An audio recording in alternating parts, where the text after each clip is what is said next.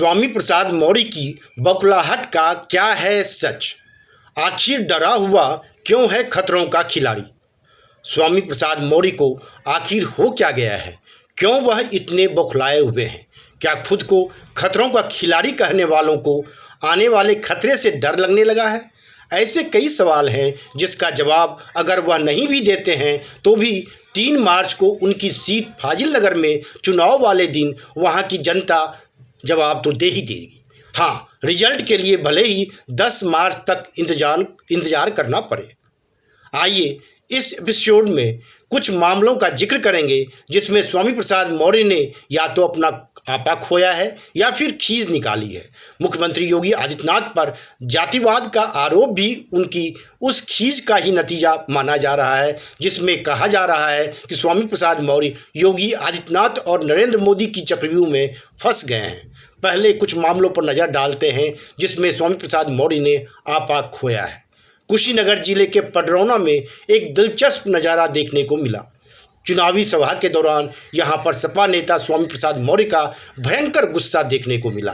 बताया जा रहा है कि उनका चेहरा गुस्से से तब लाल हो गया जब स्टेज पर एक सपा नेता ने पीछे से कुछ कह दिया।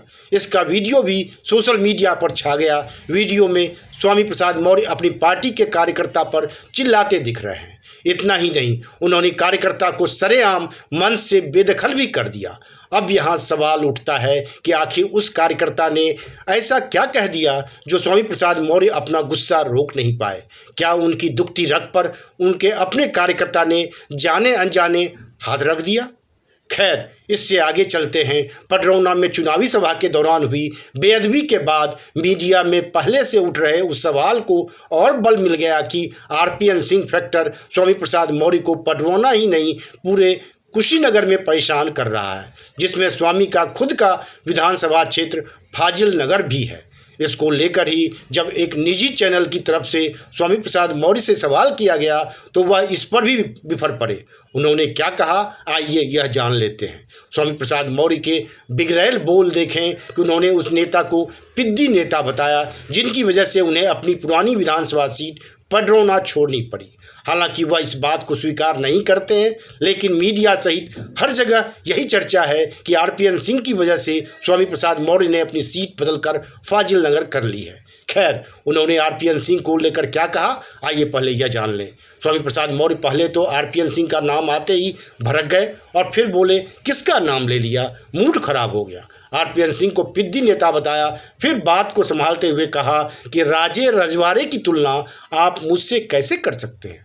हालांकि सच तो यह है कि सचमुच स्वामी प्रसाद मौर्य चारों तरफ से घिरे हुए हैं। भाजपा इसमें सबसे आगे है और हर वो दांव आजमा रही है जिससे स्वामी प्रसाद मौर्य को परेशानी हो।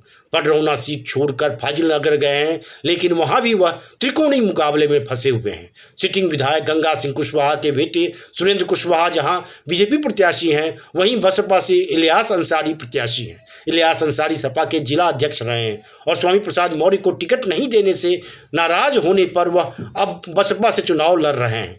यानी सेंधमारी का खतरा वहां है, क्योंकि 25 साल से अधिक समय से इलियास अंसारी सपा से जुड़े हुए थे।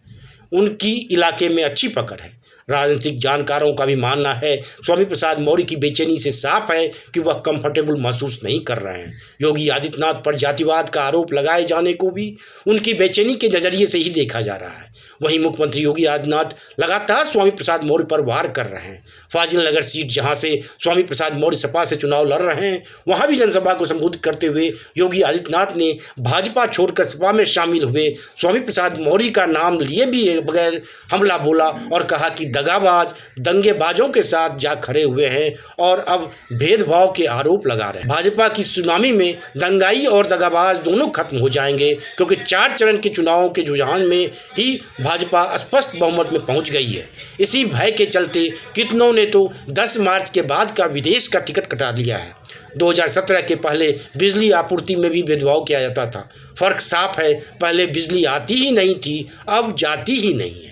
फाजिल नगर में स्थित पावा नगर महावीर इंटर कॉलेज में आयोजित सभा में उन्होंने कहा कि 2017 के पहले प्रदेश दंगाइयों और गुंडों के हवाले था, लेकिन बीते 5 वर्षों में पूरे प्रदेश में एक भी दंगा नहीं हुआ है। कोरोना महामारी के बीच भी प्रदेश सरकार ने जीविका और जीवन दोनों की रक्षा की। मजबूत निर्णय के लिए मजबूत सरकार जरूरी है। योगी ने कहा कि 5 सालों में 5 लाख युवाओं को पारदर्शी तरीके से नौकरी दी गई है। आने वाले 5 वर्षों में प्रदेश के हर परिवार से एक व्यक्ति को नौकरी या रोजगार से जोड़ने के साथ ही 60 साल से अधिक की महिलाओं को परिवहन निगम में मुफ्त यात्रा की सुविधा दी जाएगी। Bureau report, one day मैटरम्स।